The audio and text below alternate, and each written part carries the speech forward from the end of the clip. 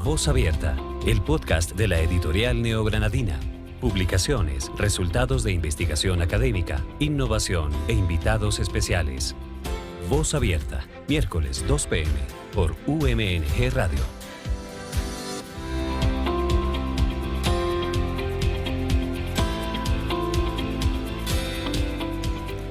Muy buenas tardes para todos, bienvenidos a otro episodio más de este podcast Voz Abierta, el podcast de la editorial Neogranadina. Mi nombre es Cristian Quintero y los voy a estar acompañando en otro episodio más de este súper importante podcast que recordemos, aquí hablamos acerca de todo el proceso que realiza la editorial Neogranadina, todo lo concerniente a las investigaciones, a los diferentes semilleros a los cuales se están vinculando pues tanto estudiantes como docentes aquí en la universidad y muchos temas afines que seguramente serán de mucho interés para la comunidad neogranadina.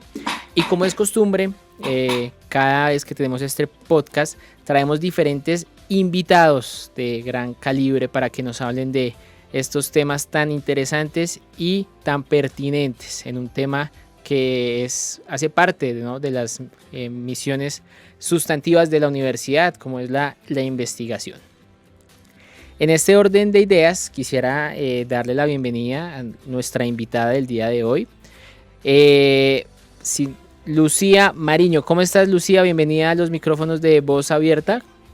Hola, Cristian, muchas gracias por el espacio y la invitación. Bueno, es un gusto tenerte aquí desde manera remota, ¿no? Con estas ayudas tecnológicas que nos trajo, digamos que se potenciaron con la pandemia. Bienvenida, es un gusto tenerte. Bueno, antes de entrar en materia, frente al tema que hoy venimos a hablar, quisiera que nos contaras, Lucía, cuál ha sido tu trayectoria académica, profesional y cuánto llevas vinculada a la Universidad Militar. Bueno, claro que sí. Bueno, me presento. Hola a todas y todos. Mi nombre es Lucía Mariño. Soy doctora en Ciencias Sociales, maestra en Desarrollo Sostenible y artista transdisciplinar.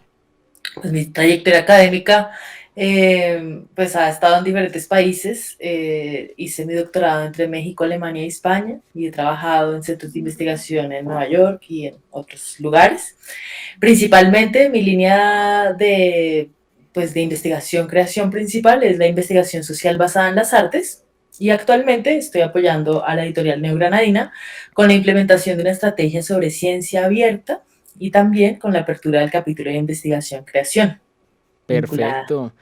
Bueno, Lucía, has tenido unos estudios bastante amplios y lo más interesante, y antes de entrar como ya a hablar del tema, es, bueno, has estado estudiando en 3 partes, ¿no? Nos mencionabas México, Alemania y España. ¿Difiere mucho, digamos, la academia en estos 3 países? ¿Es muy diferente? Sí, pues hay varias diferencias. O sea, digamos que se nota la trayectoria que nos llevan en investigación países del centro de Europa, como puede ser Alemania, donde el ser súper especializado, como es mi caso, en un área de conocimiento, es bastante recibido, ¿no? Como a mí, quizá este no es el ejemplo, digamos, aquí en la universidad, pero sí me ha pasado en otros espacios académicos o en entrevistas de trabajo, que mi hoja de vida la califican de sobrecalificación. En contrario, allí es como lo que buscan o lo que se espera. Entonces, es bastante, sí, hay varias diferencias, ¿no? Es como... Pues claro, pues nomás me imagino que culturalmente, pues temas como estudio y como la forma de ser de estas personas, pues debe ser súper diferente. Sí, De hecho, la bueno, verdad. ahondando un poco más cómo fue compartir, ¿no? Con personajes de diferentes países, en especial que, digamos que los alemanes en especial se caracterizan por ser personas un poco más frías en su trato, pues digamos comparado con los mexicanos, por ejemplo. Sí, obviamente hay diferencias culturales y de contexto, no obstante, yo la verdad es que por el programa en el que estaba adscrita, por el proyecto en el que estábamos haciendo un libro con personas de diferentes lugares del mundo, donde si bien es cierto que éramos solamente 3 suramericanas, pues creo que ese choque cultural no se hizo tan evidente, lo que no significa que no exista, porque pues también la cultura colombiana es muy de contacto, mucho más cercana. Entonces sí, pero también es una oportunidad para aprender otras formas de ver la vida, otros modos de ser, ¿no? Es como, en mi Sí, caso me amplió la mirada de una manera maravillosa.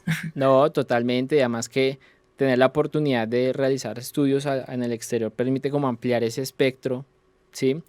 Y pues personalmente digamos que el contacto con otras personas tan diferentes en ciertos aspectos, pues eso enriquece mucho más los saberes. De Pero acuerdo. bueno, Lucía, ahora sí entrando más en materia, Ujú. antes para ir continuando, empecemos por el inicio. ¿Qué es ciencia abierta? Vale, bueno, gracias por tu pregunta. Ciencia abierta se conoce también como ciencia ciudadana o ciencia participativa. Es un movimiento internacional que pretende que la investigación científica se rija, digamos, bajo los parámetros del acceso abierto. El acceso abierto lo que pretende es hacer más democrática el acceso a las ciencias y los saberes.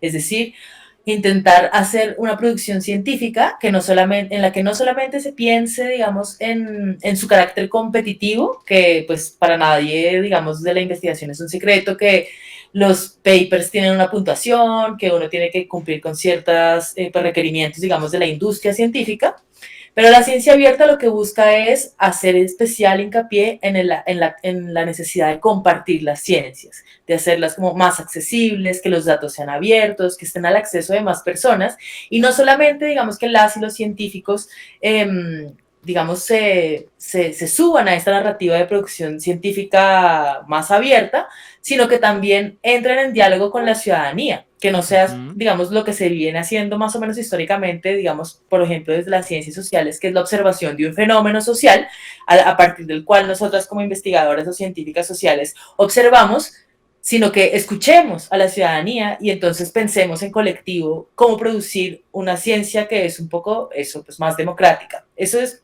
en resumidas cuentas.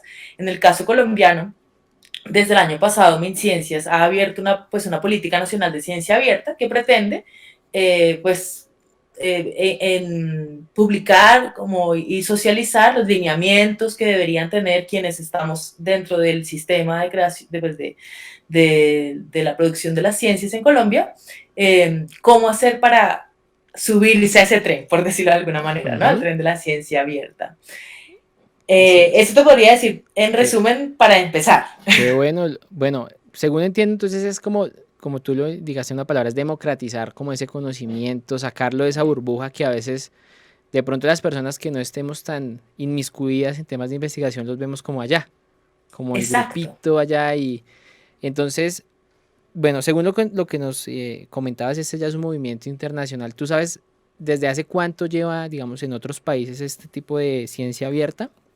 Sí, pues, o sea, digamos que el auge es más o menos hace 10 años.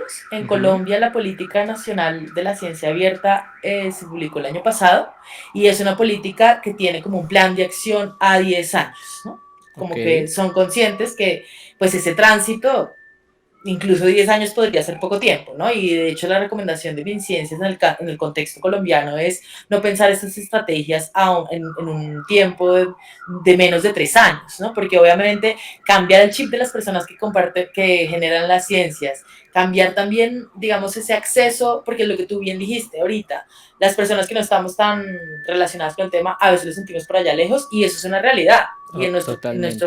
en nuestro país además hay como pues valdría la pena pensar en la brecha de distanciamiento que existe entre las personas y el conocimiento científico, ¿no? Ujú. Entonces, movimientos como estos pretenden cuestionar esa brecha para que sea porosa, para que el tema de que hacer ciencias, pues ciencias de todo tipo, pero digamos que te hablo ahora sí como científica social, hacer ciencias sociales para la gente y desde la gente también, y no solamente pues desde las grandes instituciones o desde los, digamos, modelos hegemónicos de producir la ciencia. Claro, totalmente. Y esos son programas muy importantes.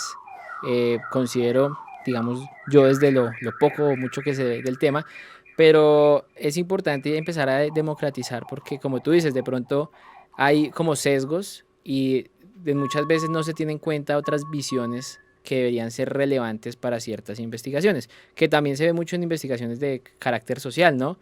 Que de pronto se hacen sobre algún grupo en particular, pero digamos que se sesga muchísimas cosas o no se tiene en cuenta de pronto la opinión particular de X o Y población Además por el hecho de que de pronto al uno no tener, de pronto no tener como el conocimiento o las personas pensar, no, pues no tienen el conocimiento, pues no hay cómo apoyar, o sea, que uno no contribuya, pero realmente uno puede contribuir desde su experiencia, desde su propia vivencia. De Entonces, acuerdo. súper importante. ¿Y cómo ves el tema, digamos, de la investigación? O sea, hay mucho trecho todavía para Colombia porque, pues, según lo que nos indicas desde el año pasado, pues ya somos como unos recién nacidos en este tema de ciencia abierta. Pero ¿sientes que la brecha es bastante frente a otros países? Dices de acceso abierto, o sea, de Sí, lo que que tú está. digas, sí, de pronto, pues tú que tuviste la experiencia de estar Pues en otros. digamos que en este tema específico tampoco estamos, o sea, si bien, digamos, la política es relativamente nueva, tampoco estamos como tan en pañales, ¿no? Por decirlo de alguna Ujú, manera. Existen pues como varias redes, repositorios que incluso se han generado en Colombia, que están pues, digamos, a la par de otros países pues, en un muy buen término, ¿no? Eh, Obviamente, digamos que hablando no solamente del acceso abierto, sino de la producción científica, pues ahí sí hay muchos países que nos llevan años luz, ¿no? Pero en términos específicos, digamos que pues la red colombiana de repositorios científicos y hay como varias redes que son iniciativas colombianas que se están compartiendo ya como en otros lugares que yo creo que va bien la cosa, ¿no? qué Está bien. empezando y hay que hacer mucho y digamos dentro de la editorial estamos justamente trabajando en la implementación de esta estrategia. Tenemos ya como, ahorita podemos hablar un poco de los productos editoriales que estamos pensando para pues acercar ese tema pues, de que la ciencia no esté solamente como en los espacios endogámicos académicos, no porque no se haga con rigor científico, sino porque necesitamos que la ciencia llegue a las personas. Ujú. Y cuando digo llegue a las personas, me refiero no solamente como al tema de la divulgación, de nuevo, ¿no? Como en los repositorios tradicionales, sino que yo considero que también es importante hacer como asumir un reto de comunicación y traducción para contar las ciencias en lenguaje ciudadano. A mí me gusta pensar que el lenguaje ciudadano también permite que el conocimiento sea más democrático. Ujú. Yo creo que de poco sirve que un científico, los científicos y las científicas a veces nos acostumbramos a usar lenguaje bastante específico y en nuestros pequeños mundos funciona. Pero cuando salimos de eso, pues, Sí, ¿de qué va ya. el tema, no? O sea, ¿de qué va Sí, si si la no gente no puede me va a entender? comunicar, si uno no puede comunicar, pues se pierde mucho el trabajo y lo que tú dices, ese lenguaje de pronto más coloquial, más cercano a la gente, esa de pronto se podría considerar también otra barrera que, Claro. que como tú bien indicas, ¿no? Prácticamente esto de ciencia abierta es cambiar un chip que podemos decir lleva muchos años Uh -huh. y transformar algo que considerábamos de pronto para un grupo específico en algo. Es un trabajo arduo, pero Sí, seguramente debe ser muy importante y seguramente obtendrá muy buenos resultados aquí en la universidad. Para entrar ya como a la minucia, de pronto, ¿qué estrategias nos podrías contar acerca de lo que tienes planteado para ir implementando esto de ciencia abierta aquí en la Universidad Militar? claro. Ahorita este semestre hemos empezado con una sesión de socialización de la política, porque digamos que hay que sentar las bases, ¿no? Y de Ujú. hecho es una recomendación de MinCiencias de generar eventos o espacios para socialización de esta política nacional, ¿no? Entonces hemos tenido varias sesiones con pues, actores principalmente de la editorial, pero no exclusivamente, donde hemos estado pues conversando sobre lo que significa esto, así como empezaste tú, ¿no? ¿Qué es esta cosa, ¿no? Sí. A partir de ahí participamos, la editorial Granadina participó en la consulta ciudadana de MinCiencias sobre los lineamientos que regirían, ese es un documento que se está evaluando en este momento, que regirían, digamos, cómo funcionaría el acceso abierto a las publicaciones científicas. Son lineamientos como para subirse al tren de nuevo Ujú. de la divulgación científica en acceso abierto. Y en particular estamos trabajando en una revista que va a ser pues digamos, el principal, pues el principal producto de esta estrategia de ciencia abierta, de esta primera fase de la estrategia de ciencia abierta para la universidad, que se llama Revista Compartir, que es básicamente un proyecto en el que vamos a hablar de lo que te decía al principio, cómo hacer para que democratizar las ciencias y los saberes. Revista Compartir va a ser una revista de periodismo científico, es decir, que toma como punto de partida las investigaciones científicas, pero que la traduce en un lenguaje periodístico que una persona se puede leer el documento en el desayuno, ¿no? Y no solamente que tienen que tener acceso a Science o a las grandes revistas, digamos, de toda la vida de la divulgación científica, y estamos trabajando en ello.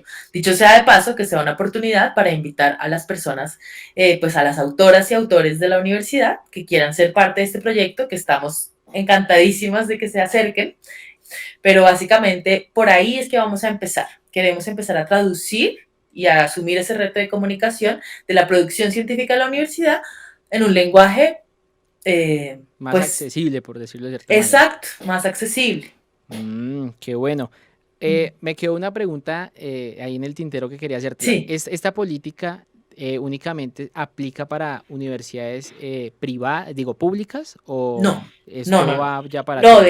de hecho, varias, digamos que hay muchos ejemplos. Hay universidades, ahí sí, que en Colombia nos llevan una ventaja, ¿no? La Universidad del Rosario y la Universidad del Bosque tienen como una gran bandera de la ciencia abierta porque han sido, incluso la Universidad del Rosario, estuvo muy involucrada en el desarrollo de esta política de ciencias. Entonces, digamos que son una de las referencias de buenas prácticas dentro de Colombia, ¿no?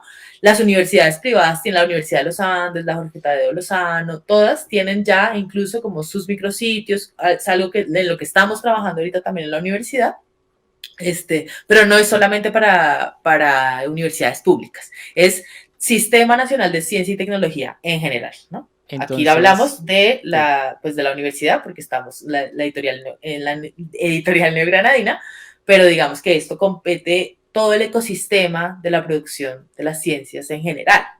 Ok, bueno, sí me ha quedado como yo dije, ¿será que es únicamente para instituciones públicas? Pero bueno, súper importante tener en cuenta eso y bueno, y también conocer como esos referentes universitarios que ya tengan ahí una ventajita.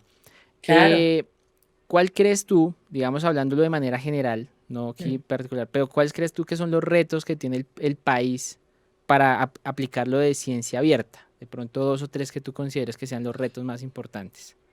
Vale, pues sí, yo creo que hay un reto, digamos, que el que se está avanzando, que es el tema de la infraestructura digital. O sea, si bien es cierto que, pues, hoy en día mucha gente tiene acceso a diferentes herramientas digitales, en nuestro país hay mucha gente que todavía no. Entonces, digamos que los canales de comunicación más usados en este movimiento de ciencia abierta, pues son los virtuales, ¿no? Y yo creo que no habría que desconocer que hay muchos pues, territorios en Colombia rurales donde este acceso sigue siendo un privilegio. Entonces, yo creo que uno de los retos es cómo le hacemos desde las instituciones pues más grandes, por decirlo de alguna manera, o también desde los territorios donde ese acceso a la información no es un privilegio, para construir como puentes empáticos y pensar en qué canales usar para que el acceso a esa gente sea más fácil, ¿no? Sí. Entonces yo creo que uno de los retos es la accesibilidad a las personas que menos acceso, valga la redundancia, tienen a la información, ¿no? Sí, claro. Ese, uno.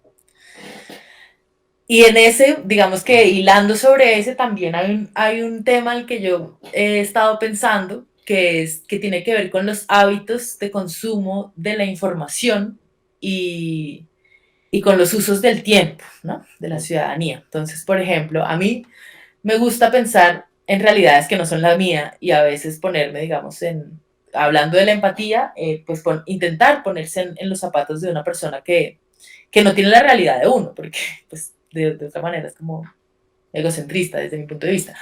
Entonces, si yo pusiera el ejemplo, vamos a poner un ejemplo de una persona que trabaja como vendedora ambulante, entonces, esa persona, ¿qué tipo de acceso a información tiene? ¿Cuánto tiempo libre tiene? ¿Cómo es el uso del tiempo de esa mujer o hombre, no? Ok, sí. ¿Tiene días libres o descansa el día libre, no? Y pues digamos que ese tipo de trabajos que lastimosamente de alguna manera pues dignifican la vida de la gente, pero también la dignifican desde un estadio donde su vida cotidiana está precarizada. Entonces, ¿cómo le hacemos para que el acceso a esas personas sea diferente, ¿no? Digamos, pensando, pues, con mucho optimismo que esa información llegara a esas personas y que de alguna manera las interpelara y les cambiara la vida de alguna manera, ¿no? Entonces yo creo que otro gran reto, decía al principio, ¿no? Que el tema del acceso a la información, pero también de los hábitos y del consumo de la información. Sí. Yo creo que a muchas personas nos ha pasado que nuestras mamás o nuestras abuelas digan que han encontrado la medicina o tal cosa con el doctor Google, ¿no? Dicen así como en broma, Sí, ¿no? total.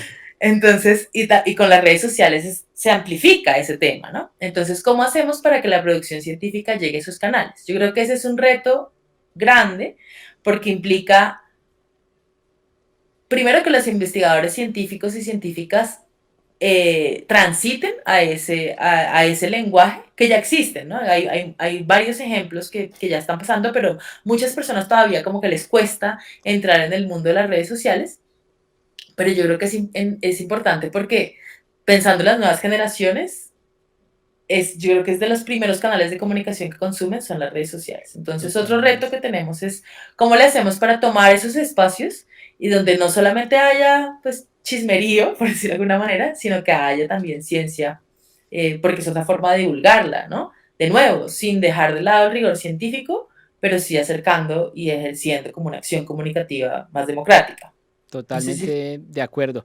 No, y ya que tú hablas de este tema, bueno, es importante traer a colación, por ejemplo, ejercicios como el que estamos haciendo tú y yo en este momento, Uh-huh, o que buscamos aquí en Voz Abierta. Y es eso uh-huh, mismo, ¿no? tal Hacer cual. más ameno o más cercana la producción científica a, digamos, a un público, en este caso, por ejemplo, estudiantes o egresados que nos estén escuchando. Porque tú dices, a veces los y las científicas digamos, están muy marcados en su lenguaje técnico y les falta como esa cercanía, usar como esas herramientas que hoy en día pues están al alcance de todos.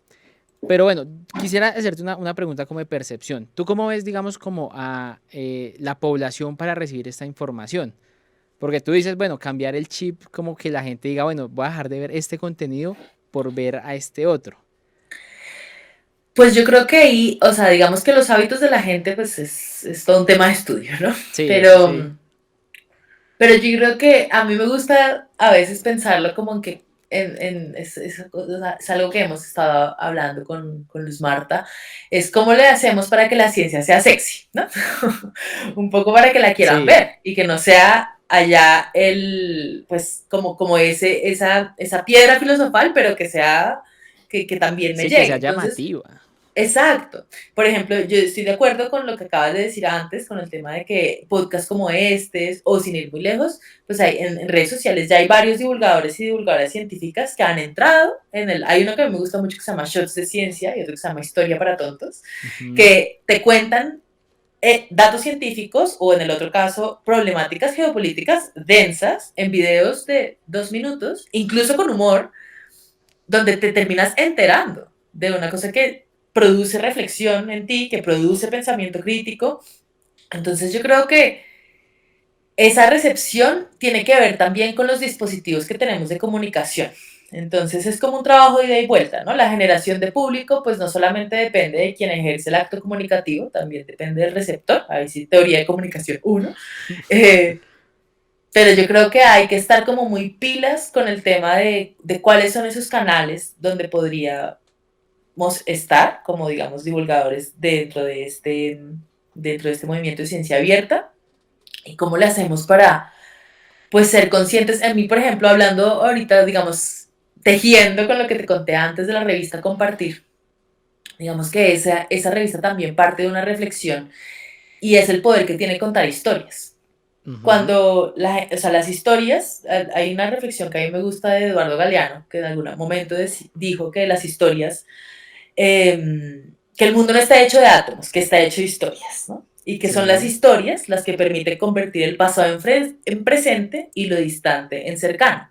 Porque las historias, decía Galeano, son lo que nos cuentan las abuelas, o una historia te la puedes apropiar y le cuentas al amigo, a la amiga. Entonces, eso permite, primero, apropiación social del conocimiento, digamos en este marco, y ok. segundo, una divulgación más cotidiana. Cuando tú tienes por eso, digamos, en Revista Compartir nos estamos enfocando en el poder de contar una historia.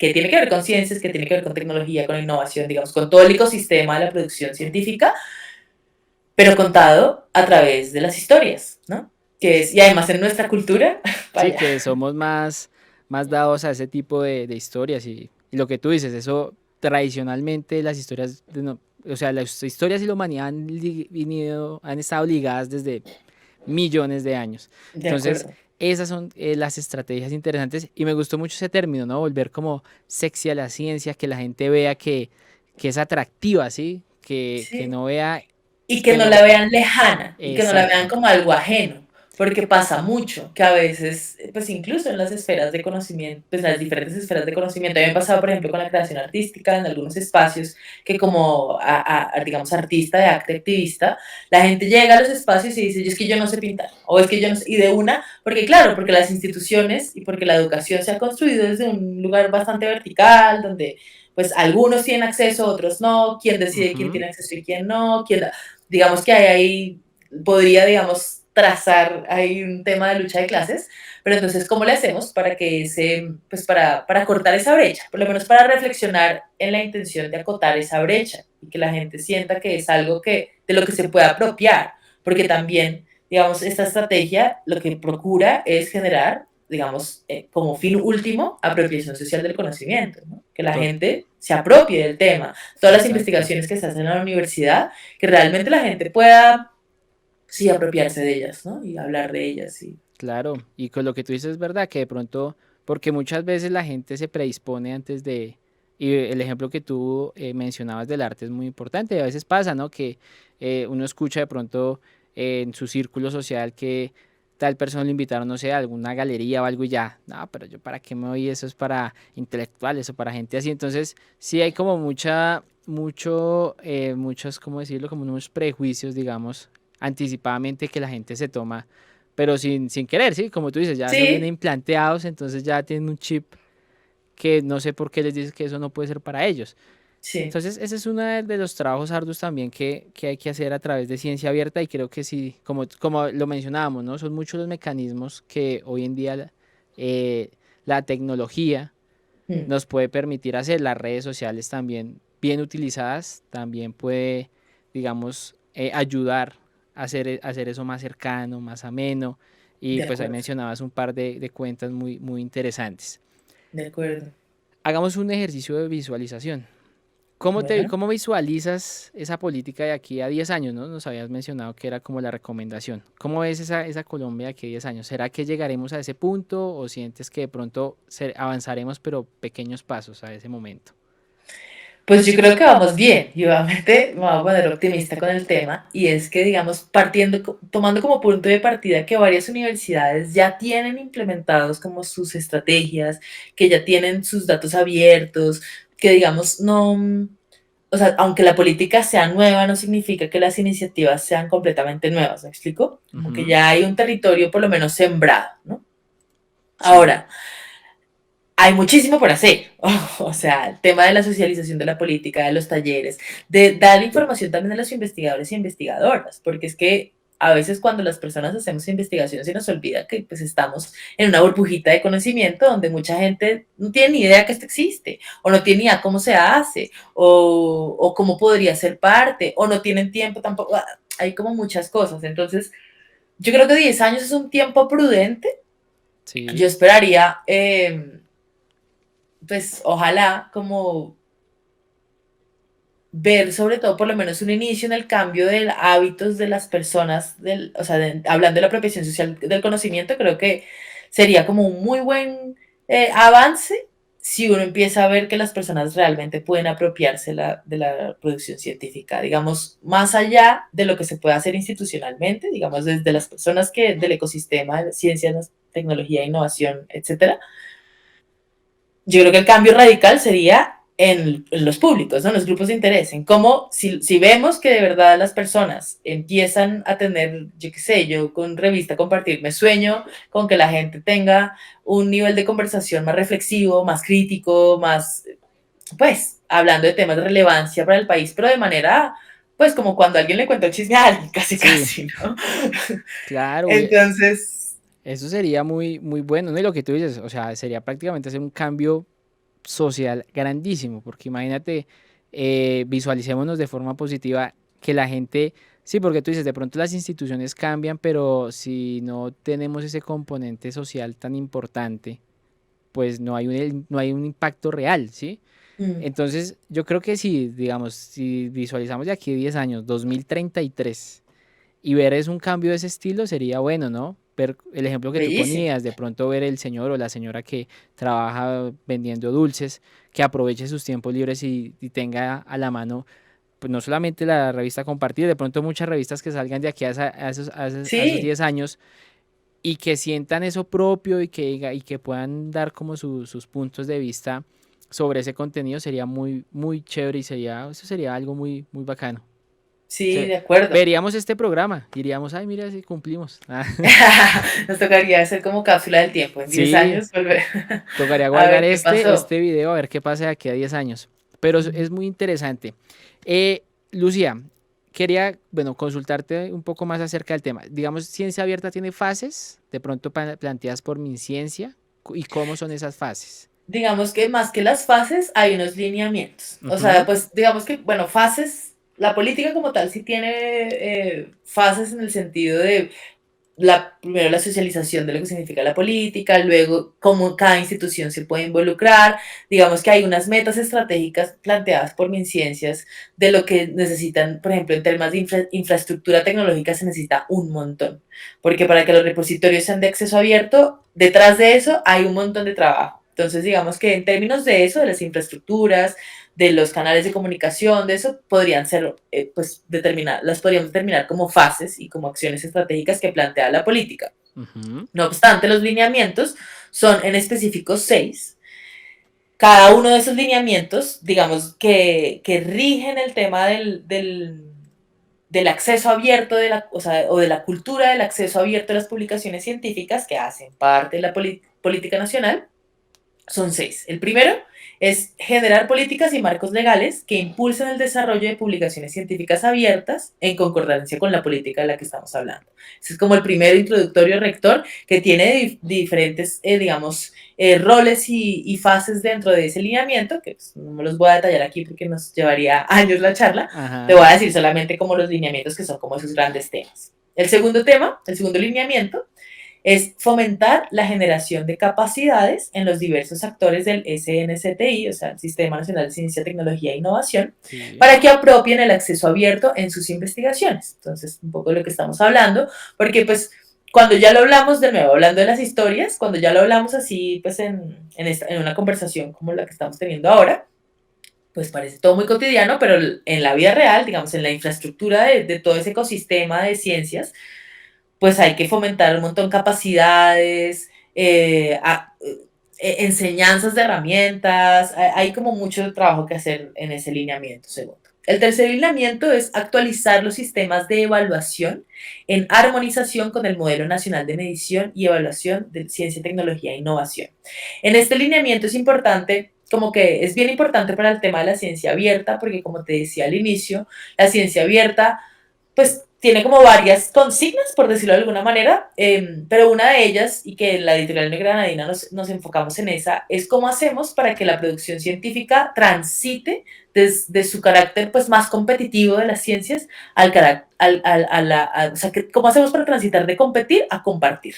ujú, Entonces, eso pasa por, digamos que es ese tránsito del competir al compartir, pasa porque los sistemas de evaluación para los papers, para los libros académicos, para pues como que uno pueda acceder a ser publicado o publicada por algún journal de estos grandes, también los sistemas de evaluación cambian, ¿no? O sea, que no se evalúe a lo mejor no solamente, digamos, los scopus o los puntos que tiene esto en la industria científica, sino que se evalúen otros procesos que tienen que ver con la producción de ciencia abierta.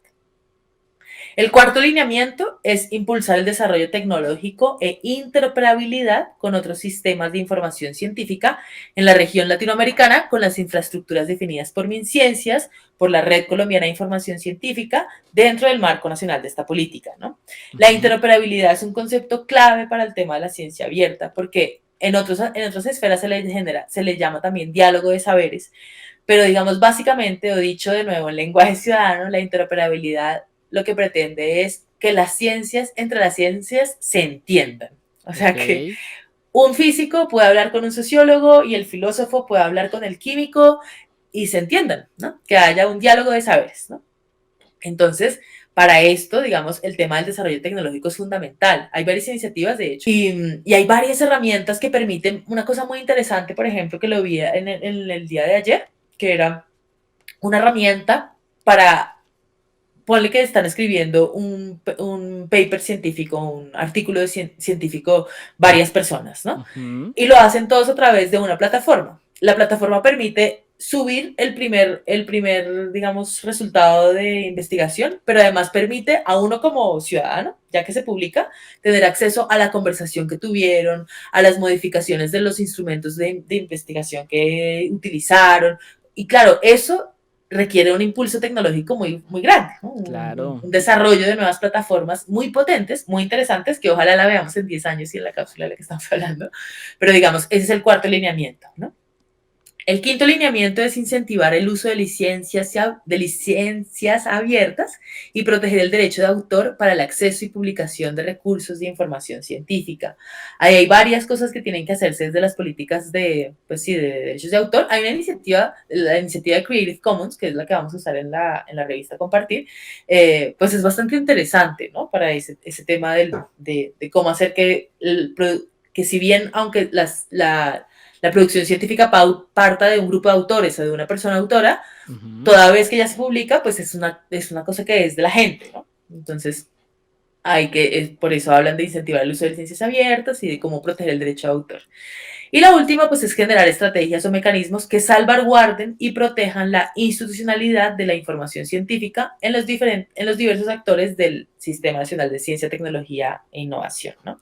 Esos lineamientos, como te decía al inicio, hacen parte de esa cultura que pretende fomentar la gestión del acceso abierto, de la publicación, sí, de la ciencia abierta, de la producción de científica abierta, y que en este momento se están consultando, ¿no? Que es como la política, lo que te decía, es relativamente nueva, pues todo está pasando en este O sea, momento. estamos viviendo la historia del desarrollo de esta ciencia Estamos, pero abierta. subidísimos en el tren. Es una maravilla, porque además, yo te lo voy a decir ahora sí como científica social, a mí me parece que esto es revolucionario, porque la ciencia es ciencia toda vez que se comparte, ¿no? Antes de que no Ujú. se divulga, pues es un estudio en algún laboratorio o en algún grupo de investigación chiquito, pero cuando realmente sale de los círculos, digamos, académicos, universitarios, pues ahí es donde se genera información que puede de verdad cambiar la vida de las personas. Entonces, Totalmente. que empezar a cambiar eso desde el inicio, porque también en las ciencias existen muchos egos o como una tendencia que la gente piensa que le van a robar las ideas o que si divulga algo, y en todo eso se está trabajando, ¿no? Y la verdad es que yo creo que en Colombia se están haciendo cosas muy interesantes. No, eso está muy chévere y bueno, hay unos lineamientos muy importantes que nos mencionaste y que son importantes que bueno, que se vayan cumpliendo paulatinamente y que se continúe, ¿no? La voluntad de las Exacto, organizaciones es muy importante muy. porque, bueno, tú sabes que siempre hay muy buenas iniciativas en el mundo, Mm. pero el problema es en el momento de la ejecución. Digamos, uno escucha que los objetivos de desarrollo sostenible de la ONU, que hambre cero, no sé qué, pero uno va y mira la realidad y siempre ha habido trabas y trabas y mil trabas, entonces ojalá que esto sea una realidad y que pues que haya el financiamiento. De hecho, estaba como revisando aquí la política también y veo que hay como unos indicadores, hablan de unas reuniones, hablan de bueno, hay como diferentes temas bien interesantes que estaría bueno que los consultáramos todos, porque pues prácticamente esto lo que busca es que todos estemos como metidos en estos temas Claro. científicos. Sí, yo creo que eso que tú mencionas del tema de la estructura es muy importante tenerlo en cuenta, porque por lo general, claro, las iniciativas pretenden, digamos, hacer porosa una estructura, pero también hacer diálogo interinstitucional o transinstitucional, o sea, como no solamente, digamos, los activistas o no solamente los investigadores pues, que entren como en el rollo del tema, sino que cómo hacemos para que las instituciones se flexibilicen. Yo creo que es muy Ujú. importante y pues es una gran, pues como un gran motivo, pues una gran motivación que MinCiencias sea también quien esté abanderando el tema diciendo, venga, vamos a hacer esto y qué hay que hacer, ¿no? O sea, Exacto, cómo le arremanguémonos hacemos y para él? trabajemos en ese. Exacto. No, eso El es tema de los presupuestos es súper importante, porque por ejemplo en el tema del impulso de desarrollo tecnológico, plataformas pues, que permitan la divulgación en este sentido, pero también a las que uno pueda acceder, pues se necesita financiamiento. totalmente. Entonces es un proyecto muy importante, muy robusto. Como te decía, estaba ahí hojeando un poco el tema de la política y es un documento bastante completo Ujú. que, bueno, es un trabajo arduo también el que tú tienes, porque eso no es fácil, lo que tú dices. Y me quedo con una frase también que mencionaste, que es ese, no es competir, sino compartir. Y tú lo mencionaste un par de ocasiones, es que a veces sí, esos mundos académicos, lastimosamente, se ven los egos, se ven las competencias, ¿sí? Entonces, eso también es bastante, eso es un arduo, ¿no? Es un trabajo de cambiar el chip totalmente para la gente. Entonces, De no, acuerdo. muy bueno. Lucia, vamos a hacer un pequeño cambio de tema. Vamos a Vale. mover aquí. eh, para que nos cuentes acerca de género y paz. ¿Qué nos puedes contar acerca de este? Uno de los, pues, ahora sí como de mis intereses personales como persona que se identifica con los movimientos feministas, es, de nuevo, volviendo al tema abierto, es que yo siento que también a veces pasa con el feminismo y que hay una desinformación gigante de lo que significa como movimiento social y como movimiento social radical que pretende la igualdad entre los géneros, que muchas Ujú. veces se sigue pensando que el feminismo, no sé, hay como miles de estereotipos, ¿no? Alrededor de lo que esto significa, ¿no? Los que están las que odian a los hombres, bueno, hay miles de Sí, historias, ¿no? Pero hay que recordar las bases. El feminismo no es, bueno, hay muchas olas de feminismo, ¿no? Pero el feminismo primero no es lo contrario al machismo, que eso es ok. fundamental. Segundo, es un movimiento social y político que pretende la igualdad entre los géneros.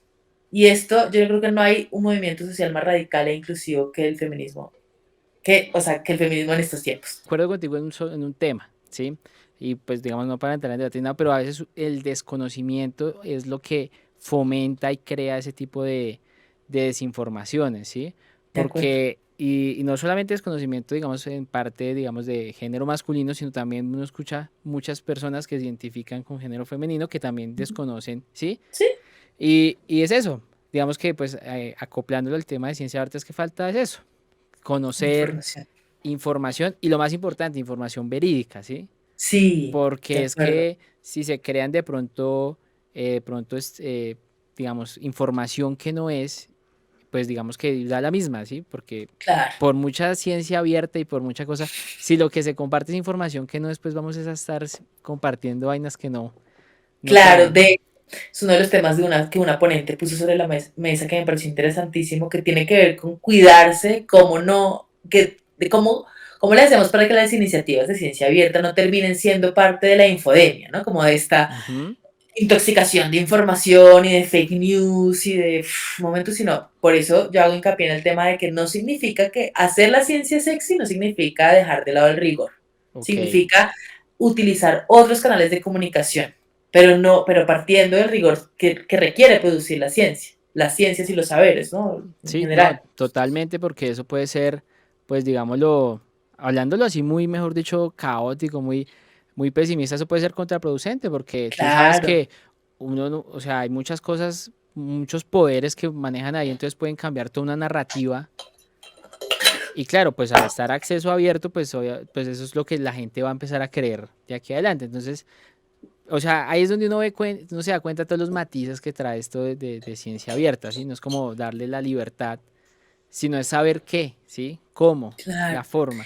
Y por eso yo creo que es importante el tema del tiempo, ¿no? O sea, es Ujú. como, tienen que ser estrategias de largo aliento porque es que Sí, no, eso no no, es eso es no una va a pasar de la noche a maratón. la mañana. Exacto, y eso toca hacerlo con tiempo y muy bien pensado. Entonces, esas iniciativas como el evento que estábamos comentando de Género y Paz también son muy importantes. Y de hecho esto me recuerda, nosotros hace un par de semanas tuvimos a una chica que fue Sara María Guevara. Con ella Ujú. hablamos mucho acerca también de estos temas de género y paz. Y quisiera que nos comentaras desde tu punto de vista, ¿cómo ves esos temas, digamos, de esa brecha de género en temas de investigación? ¿Sientes que, digamos, que hay una paridad, entre comillas, en esos ámbitos o digamos que todavía hay muchos espacios que las mujeres pueden ir ganando en esos terrenos todavía? Pues yo creo que, digamos, indiscutiblemente para las mujeres de mi generación, los tiempos históricos han cambiado de forma radical, de una generación a otra. O sea, yo a veces me pongo, voy a poner un ejemplo muy personal, pero digamos que si yo me comparo con una generación anterior a la mía, digamos mi mamá, cuando yo estaba haciendo un doctorado, mi mamá ya era madre de 2 hijos. No estoy diciendo que ser madre sea malo, sino que si me enfoco en el tema del uso del tiempo, pues no tiene el mismo tiempo de uso o para usar una mujer que es madre de 2 hijos que una mujer que está dedicada 100% a la investigación y la creación, ¿no? Ujú. Y en ese sentido, digamos que el cambio histórico es bastante grande. O sea, yo creo que en otra época mujeres como a mí pues nos hubieran quemado en la hoguera, ¿no? Como no De podríamos ni pronto. siquiera decir lo que pensamos. Ujú. No podríamos estar en las universidades, no podríamos estar trabajando en las esferas de producción científica, ¿no? Entonces, ha cambiado muchísimo, no obstante, hay mucho por hacer.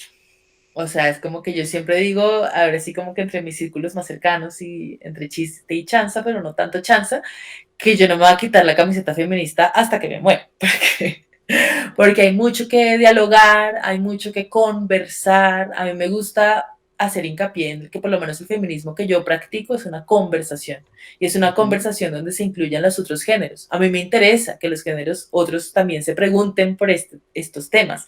Entonces el tema de la paridad, digamos, en la editorial Neogranadis estamos súper bien. Es como, hay muchas chicas trabajando allí, ¿no? Una cosa que Ujú. a veces naturalizamos, pero que cuando uno se pone en contexto histórico y echa un poquito para atrás, dices, uff, o sea, Sí, eso las es. mujeres, o sea, es que es impresionante porque las mujeres, digamos que históricamente la construcción social del género femenino ha estado en contraposición con la historia. O sea, a nosotros nos ha tocado aprender a vivir en un mundo que no está pensado para nosotras. Y Ujú. eso no es poco. Entonces, cuando uno se pone las gafas violeta, que es como se le dice, digamos, en el mundo de los estudios del género y los estudios del feminismo, a que empiezas a verlo todo esto, pues no hay vuelta atrás, porque es como Sí. se te abre un espectro. Entonces, hemos avanzado, pero falta mucho. No, totalmente de acuerdo contigo, ¿sí? Hay muchas cosas, hay mucho desconocimiento aún. De hecho, Hmm, ya que recuerdo, digamos que yo manejo una teoría y pues de paso te la sí, comparto, a ver tú qué opinas. Yo siempre he pensado que este tema de las brechas de género se va a resolver es en generaciones, ni siquiera en años. sí, O sea, seguramente tú o yo, pues no veamos un cambio real, pero de pronto los hijos míos o mis nietos, de seguramente acuerdo. va a haber va a haber más normal esas cosas que de pronto, o sea, nosotros decimos como, voy a poner un ejemplo súper tonto. Es como a veces uno ve una señora manejando un taxi y dice, uy, mira una señora manejando un taxi. Se está haciendo como, Ujú, como extraño. ujú. Seguramente mis nietos ya eso va a ser normal o en otros puestos, Claro. presidentas, o sea, no va a ser, porque es que igual eso, pues, ¿sí? Sí, estoy de Entonces, acuerdo contigo y a mí me gusta pensar a veces que nosotros somos la generación de la transición. Y de la transición me refiero a que hemos visto tantos cambios suceder en la ujú, forma de hacer mundo que tal cual, o sea, los cambios que a lo mejor ahorita se están sembrando, pues toman un tiempo, que la historia tiene un tiempo muy propio, ¿no? sí, Un ejemplo que se me viene a la cabeza con eso que decías ahorita de que a lo mejor nuestros hijos o nuestras abuelas es, por ejemplo, el tema a mí me interesa en lo personal el tema del feminismo trans incluyente. La primera operación trans en el mundo se hizo en 1929. uff, Imagínate. hace harto. Y entonces cuando tú ves eso, que se hizo la operación en esa época, pues sí, se hizo en Inglaterra, en el contexto, norte global, en fin, pero todavía existe la transfobia y dices, uff, O sea, no se o ha sea, es lo que avanzado. falta. Imagínate, ¿no? Pero claro, poco a poco, o por ejemplo, la forma de denominar las orientaciones sexuales diversas, que es como se le dice ahora el tema del LGBTQI más, es la diversidad en los géneros ha existido. Afortunadamente, ahora hay formas de nombrarlo, ¿no? de Sí, ponerle de nombre a lo que darles, existe, las palabras son para eso, ¿no? Nombramos lo que existe.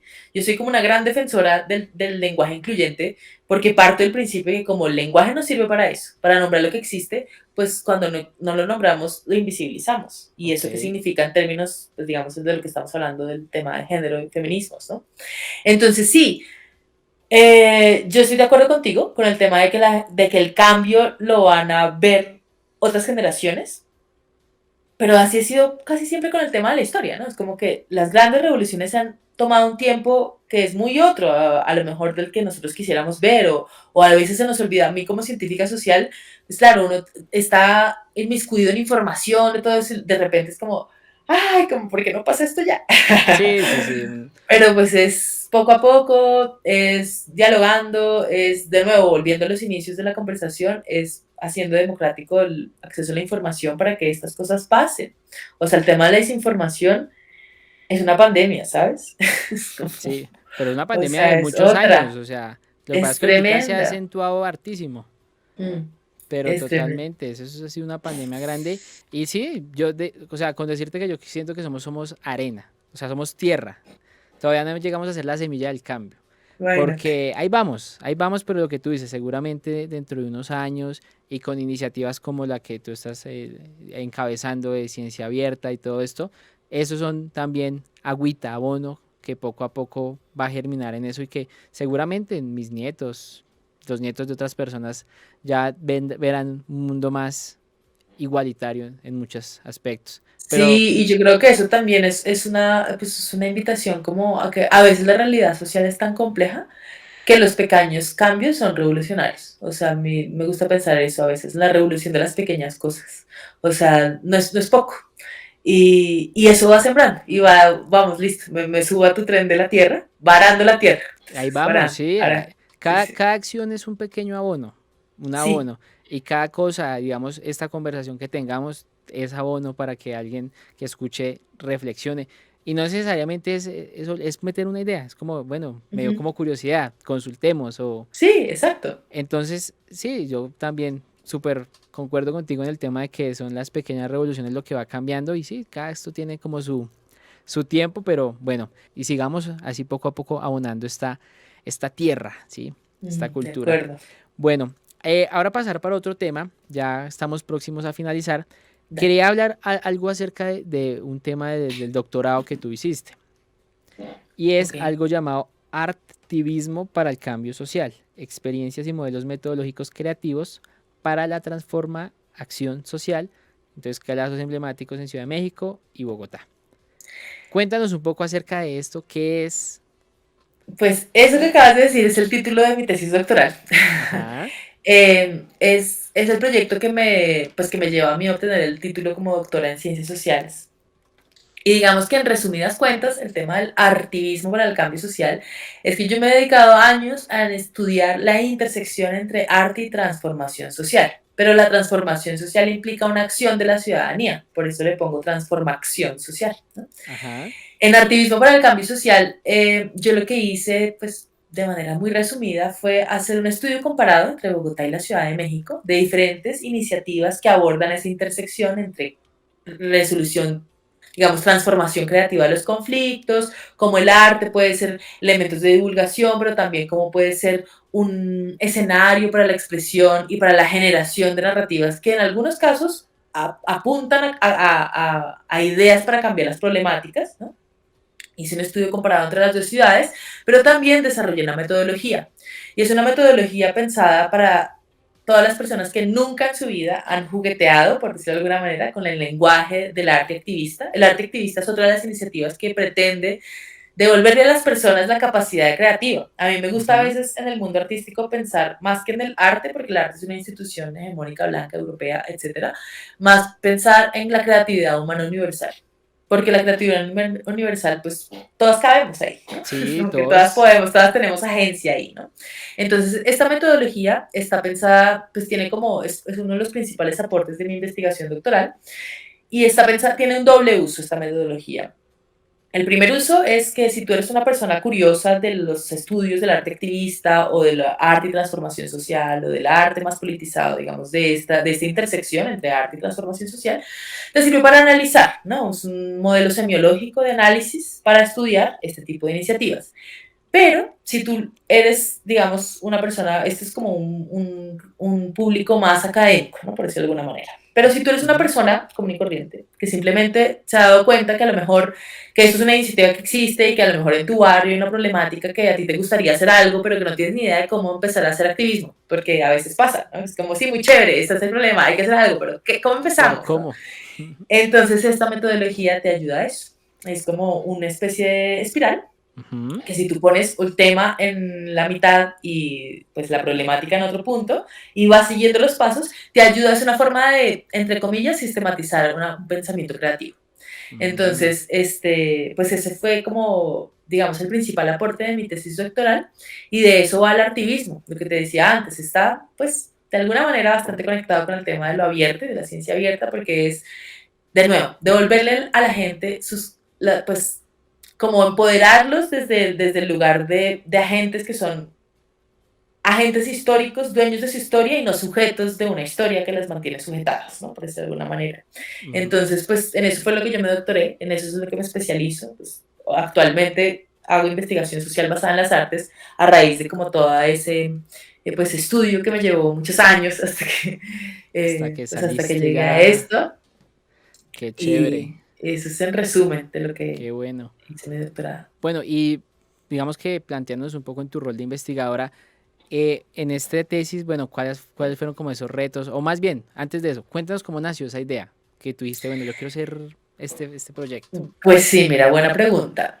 Todo empezó también como yo estaba un poco más joven, sigo estando muy Ajá, joven, pero sí. estaba mucho más joven y estaba súper, pues como que con esa inquietud de venga, hay que hacer algo, ¿no? O sea, como el mundo está en un estadio muy catastrófico y ¿qué hacemos? ¿Qué podemos hacer? ¿No? O sea, uno como desde ciudadana común y corriente, ¿qué se puede hacer? Entonces yo empecé participando en dos iniciativas, una que sucedía acá en Bogotá, en el barrio Belén, que no sé si conoces el barrio Belén, pero es uno de los barrios, digamos, que está en la parte de arriba de la Candelaria, Ujú. es como entre el barrio Egipto y la Candelaria, donde hay una iniciativa de casa cultural muy interesante que se llama la Casa B, y que es pues un espacio cultural y espacio también de pedagogías alternativas para los niños y niñas de la comunidad del barrio Belén.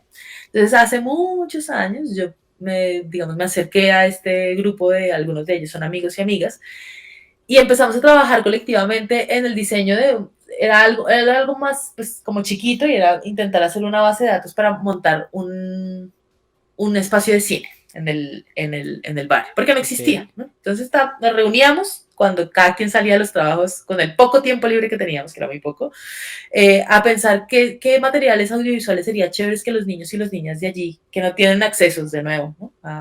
Pues es muy diferente la Bogotá que habitan los niños y las niñas del barrio Belén, es muy diferente a la Bogotá que habita, por ejemplo, la comunidad de cerca de la Universidad de Calle 100, ¿no? Es Sí, otra son ciudad, es dos como realidades muy distintas. hay muchas ciudades dentro de una sola ciudad, ¿no? Esto pasa bastante. Entonces yo, bueno, empecé digamos, acercarme a ese lenguaje, del tema de cómo hacer, de cómo generar espacios pues, de cultura y ocio también en barrios donde pues, la precarización de la vida manda la parada, ¿no? Después me acerqué a otra iniciativa que se llama Cebras por la Vida, que es un movimiento que inició en Bogotá, de hecho, liderado por un activista que se llama Germán Sarmiento. Y Cebras por la Vida es un movimiento que pretende, a mí me gusta decirle la revolución del color, porque es parte de una problemática ciudadana bastante común, y es que todas las personas somos peatones, ¿no? Ajá. Así sea, caminamos así sea para ir a subirnos al carro y ya luego estar enojadas en el tráfico, pero, pero todas somos peatonas y nuestro derecho a caminar seguros por la ciudad no debería ser negociable. En Bogotá hay una problemática que es bastante evidente y es que la cultura ciudadana peatonal es terrible. O sea, a veces no están pintadas las cebras, o el carro se para encima, o los peatones no se paran por donde es. Hay como muchas cosas que tienen que ver con el tema de la cultura cívica peatonal. Y además, esta problemática genera muertes. O sea, ahorita tendría que abrir un par de artículos escritos sobre el tema donde tengo los datos, porque así de viva voz no lo recuerdo, pero genera muertes que no son menores, ¿no? Entonces, este movimiento de Cebras por la Vida lo que hace es que se toma el espacio público de la cebra y cuando no está pintada, la pinta, o sea, es como hacer, a mí me gusta decirle que es el arte urbano como una excusa para encontrarnos en torno a una problemática común. Y es pintar la cebra de maneras bastante creativas, con colores diferentes, como para llamar la problemática, pues digamos, llamar la atención de las instituciones que deberían estar atacando la problemática, pero también para generar diálogo sobre derecho a la ciudad.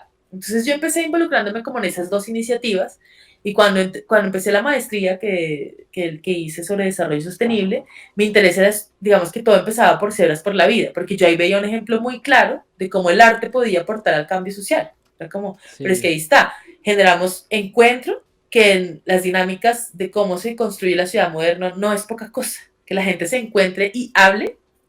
Es es como, muy importante. a mí me ha pasado cuando yo hace muchos años, yo he liderado varias de esas iniciativas de pintas de cebras, sobre todo en México, es donde más he pintado. Este, y me ha pasado, recuerdo una en la Ciudad de México, donde dos vecinos que habían vivido toda su vida en el mismo edificio, puerta con puerta, nunca se habían, no se conocían, nunca se habían dicho ni buenos días, nada. Mm.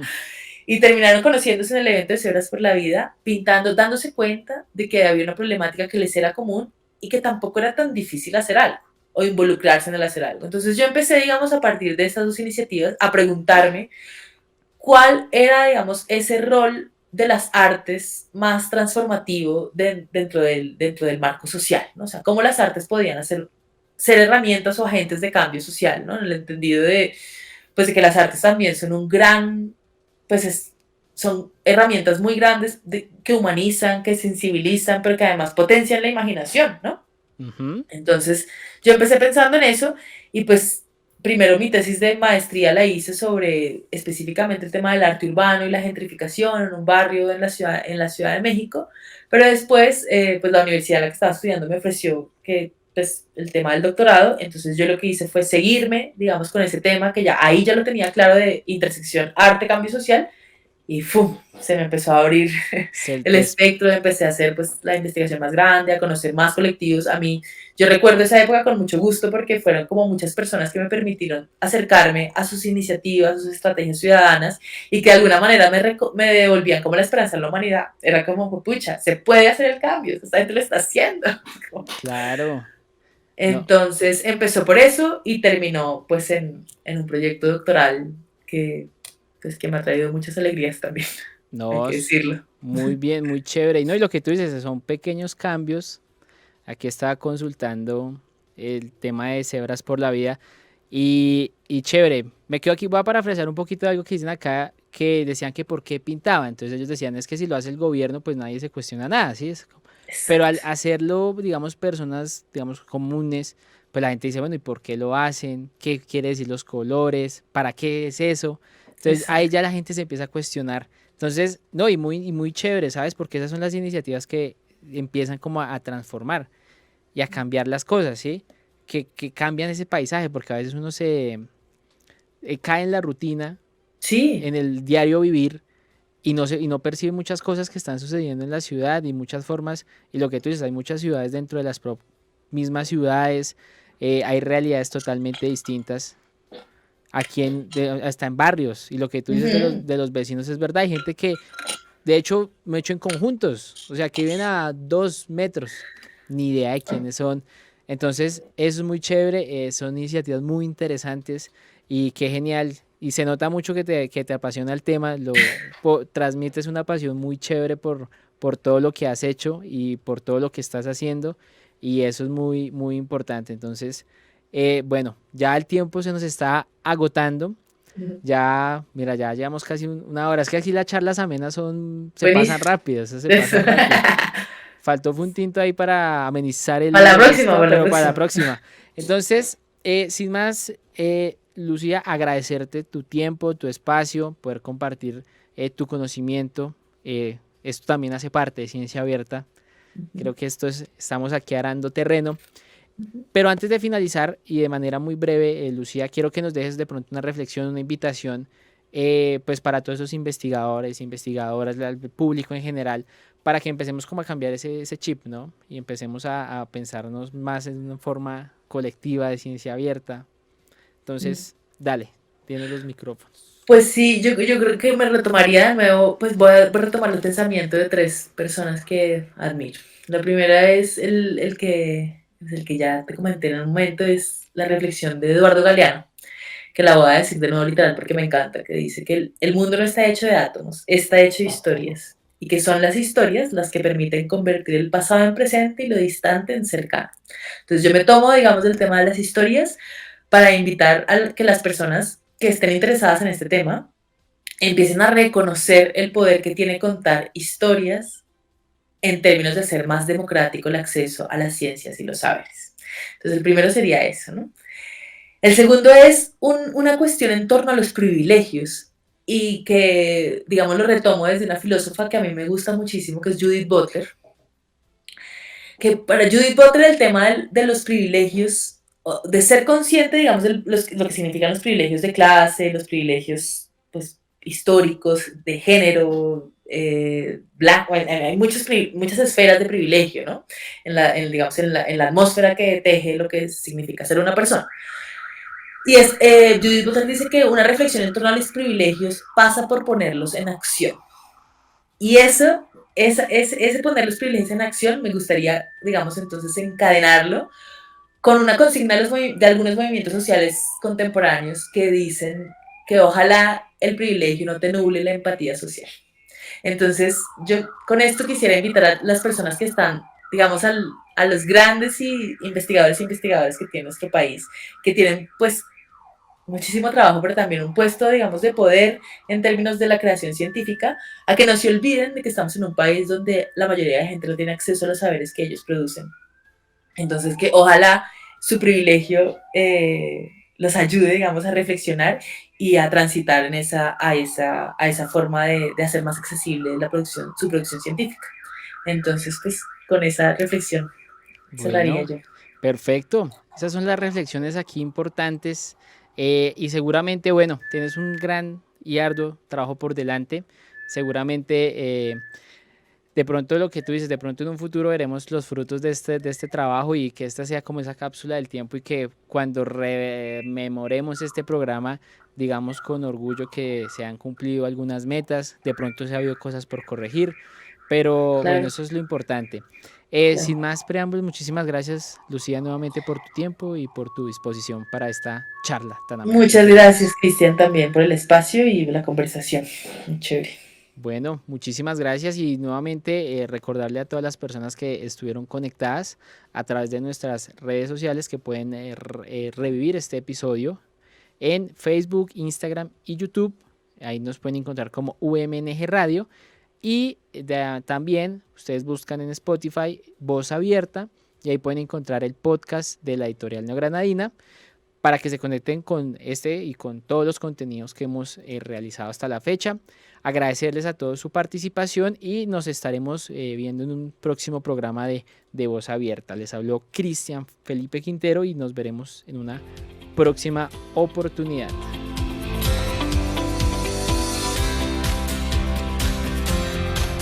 Voz Abierta, el podcast de la Editorial Neogranadina. Publicaciones, resultados de investigación académica, innovación e invitados especiales. Voz Abierta, miércoles 2 p.m. por UMNG Radio.